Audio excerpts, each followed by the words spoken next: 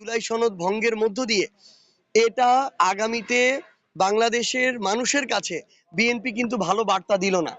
জুলাই সনদ বাস্তবায়ন অনুযায়ী সংসদের স্পিকার সরকারি দল থেকে হলেও ডেপুটি স্পিকার কিন্তু বিরোধী দল থেকে হওয়ার কথা ছিল, কিন্তু আমরা আজকে দেখলাম যে ডেপুটি স্পিকার দেওয়া হয়েছে ব্যারিস্টার কায়সার কামালকে, যিনি বিএনপি সমর্থিত একজন এমপি। তো সেই জায়গা থেকে আজকে প্রথম দিন থেকে ইভেন আপনারা দেখবেন যে আজকে স্পিকার এবং ডেপুটি স্পিকারকে শপথ পড়িয়েছেন ফ্যাসিস্ট সরকারের রাষ্ট্রপতি।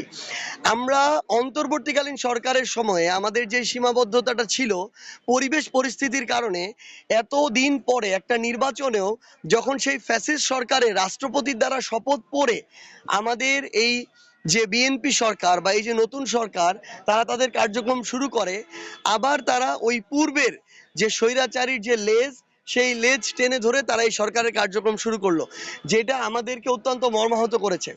আমরা স্পষ্ট করে বিএনপির উদ্দেশ্যে এবং বর্তমান সরকারের উদ্দেশ্যে একটা কথা বলতে চাই।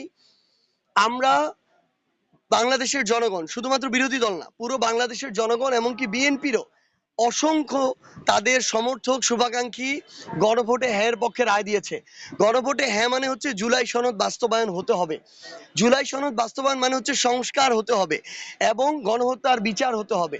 এই কাজগুলোকে উপেক্ষা করে বিএনপি এবং এই সরকার যদি মনে করে তারা এই বাংলাদেশে জনগণের বিপক্ষে গিয়ে রাজনীতি করে তারা টিকে থাকতে পারবে, এই সরকারকে টিকিয়ে রাখতে পারবে, সংসদ স্বাভাবিকভাবে ফাংশন করবে, এটা কখনোই সম্ভব নয়।